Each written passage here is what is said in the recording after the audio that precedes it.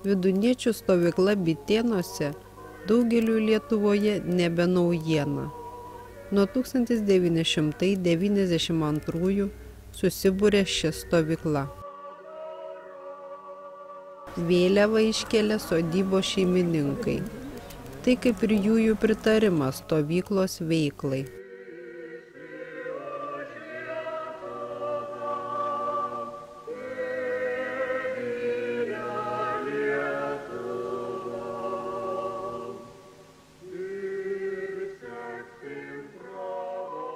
Bitėnų kapinaitės, kuriuose ilsisi Vydūno palaikai, lankomos ir stropiai prižiūrimos.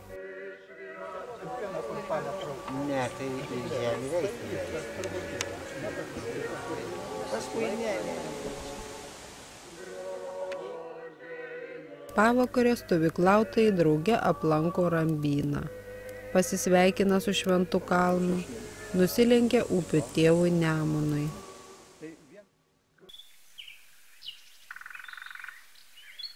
Rytas stovykloje prasideda mankšta. Ne tiek svarbu patys pratimai, kiek mankštos atlikimas kartu. Darniu būriu einame į Martyno Jankaus muziejų. Čia įvyko kasmet organizuojamo dailininkų plenero atidarymas. Dailininkai šį kartą ne atvykėliai, o vietiniai kūrėjai. Sveiki atvykę į Martyno Jankaus muziejų Bitėnuose. Sveiki atvykę šią gražią dieną į mūsų tradicinį plenero atidarymą. Įėjo į muziejų, tie lietuviai sako, a jūs turit Vydūno portretą? Sakom, yra muziejų pakabinta. Įeina ir tie vokiečiai taip žiūri ir nutilo. Kadangi aš vokiškai kalbu, prie jau sakau, kas yra. Sako, mes tą vyrą pievui matėm.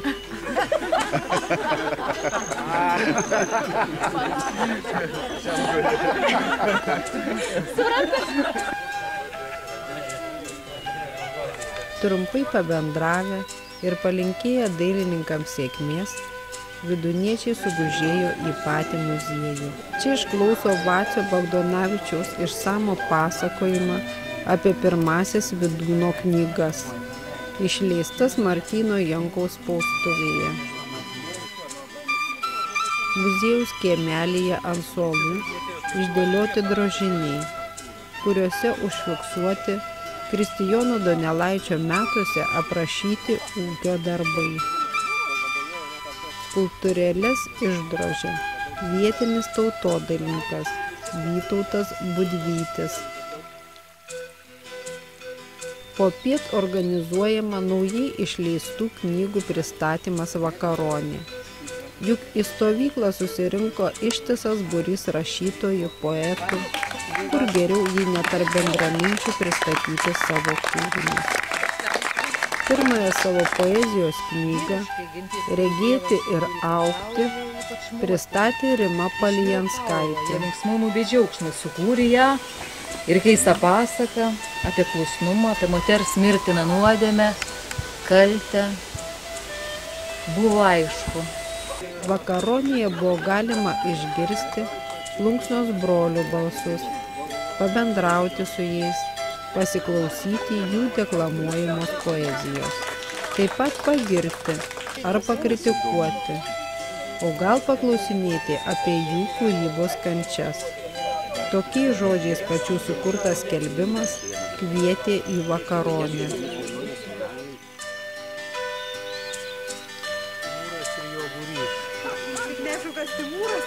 Mes visą kelią galvojam, kas čia Timūras, nutarėm, kad Saulius čia Timūras.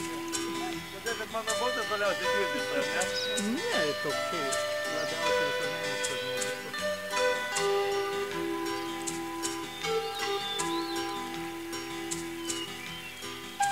Bet mes gal išperkam kieno nors nuodėmės šiek tiek. Du pusdienius stovyklautojai talkino vietiniai kaimo gyventojai Zofijai. Ši popietė skirta ekskursijai.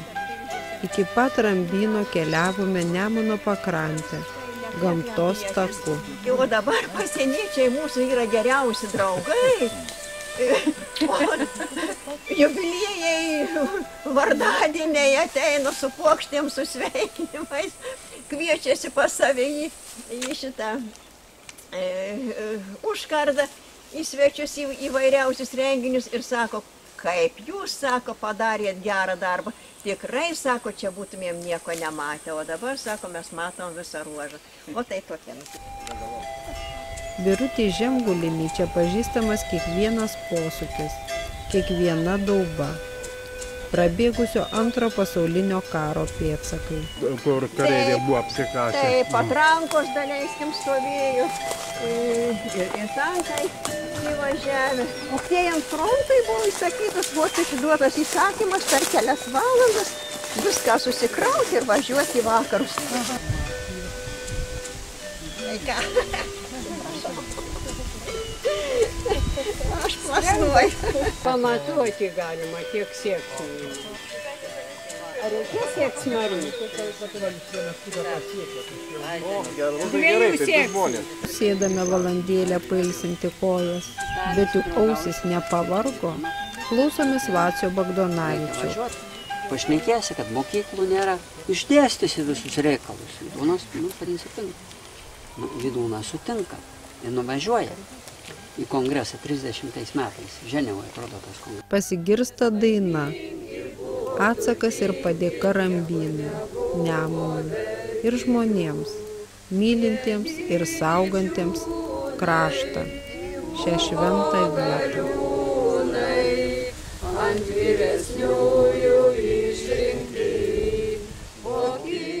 Po vakarienės stovyklautojai susibūrė prie žydrojo ekrano. Drauge peržiūrima praeitų metų stovyklos kronika. Smagu prisiminti, kas buvo nuveikta stovykloje praeitais metais. Ketvirtadienis.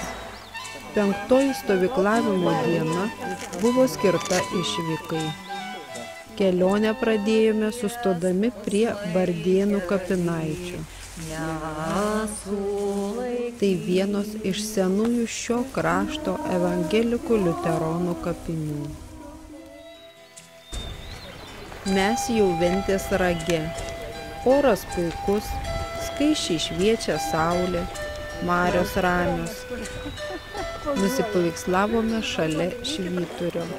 Toje vietoje, kur 1988 gegužės 8 dieną nusipaveikslavo būsimos Vydūno draugijos iniciatyvinės grupės nariai.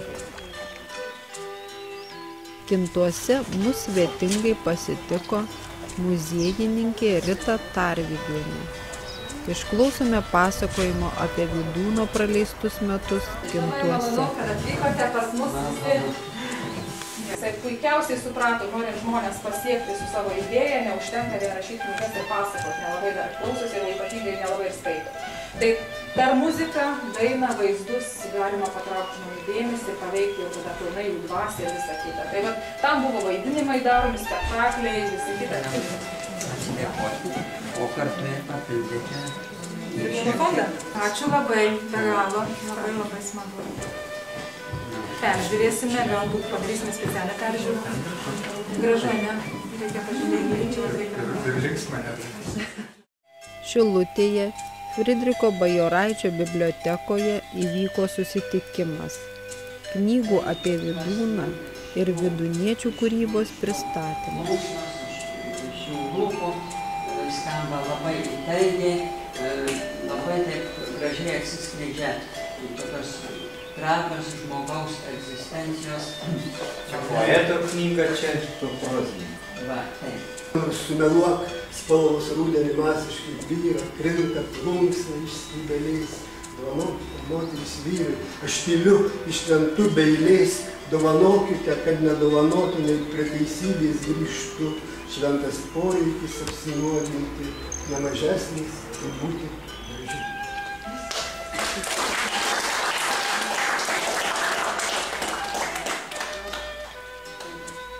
Genties vyresnieji Tada Deiviau gąsdino, tramdė savo vaikus, bet jų nebijojo nei jie, nei jų moteris. Tad budojo, išgiedojo Dievą, labai panašų į savo genties vado tėvą. Sklido kalbos, jis kartais prabyla iš debesų savo sūnui. 10 lietuvių gydytojų autorių knyga Žmonių gydymas namie. Tai va, ten nekalbama šis apie kalorijas, bet maistas ten jau pirkomas ir tada su jo naudojame. Ten kalbama kaip rytų medicinoje dabar apie skonį. Tai va, šitą knygą yra apie tai. Gimsta galėtų būti detalės, kurie vis tiek mums dar turbūt šviesesnį, tvirtesnį Viktorija yra tas, ko ir norėjo, ko ir siekė, kur mus vedė Vidūnas. Aš, pavyzdžiui, prisimenu gyvą Vidūną esu matęs. Visai gimnazijai buvo 36 metais atvažiavęs. Nu ką, mokytojai papasakojo, kurį vasarą, kai jis duoda gauti ten, papasakojo, ką jis valgo, kas atsimenu dabar. O ten, pavyzdžiui, jo ir prasidėjęs, tada aš ir neatsimenu. Mes dėl to ir rašom, platinam šitą visą Vidūną literatūrą, kad būsimieji mokytojai galėtų susipažinti ir paskui perduoti mokiniams. Tai va, viskas priklauso nuo mūsų. Bagdonavičius atvažiavo ir kalbėjo, mūsų tikrasis išlaisvinimas yra kitur. Nenumesti vien pančių, bet išlaisvinti save kaip žmogų. Ir tas gilumas yra esminis. Po kelionės kitą dieną ilsimės. Drauge smagiu būriu aplankome Vilkyškių kalvagūbrį.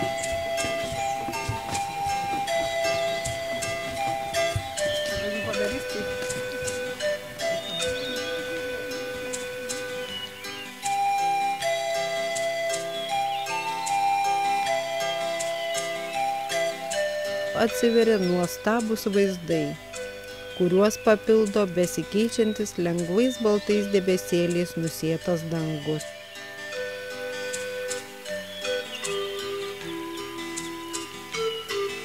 Vidūniečiai visada turi apie ką pasikalbėti.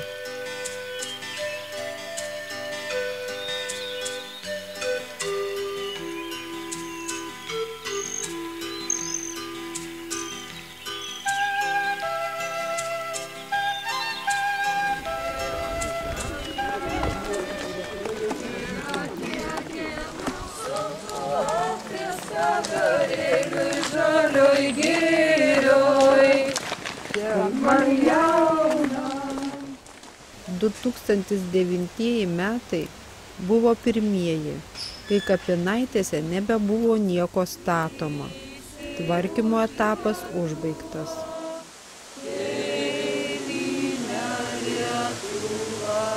Kapinaitės tapo panteonu, sakralinė vieta.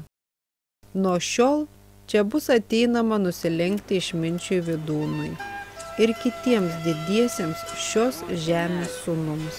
Ošia giria, ošia Vidūnui amžinybės ir ramybės gaida.